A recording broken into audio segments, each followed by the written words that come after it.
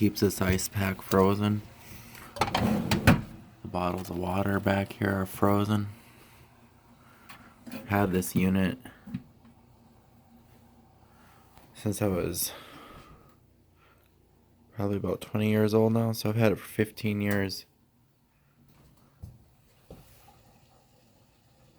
Compressor just kicked off, but you can just hear the refrigerant boiling off in this evaporator.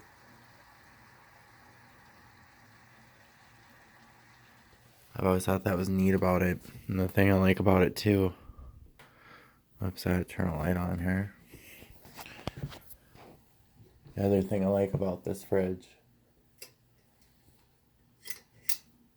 it's pretty compact, but when it does run,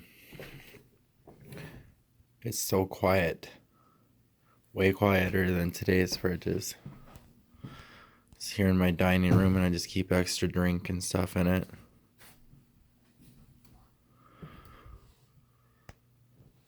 And I don't even know if I've ever found an actual model number, maybe on the back. I don't know, if somebody knows something about it, go ahead and comment.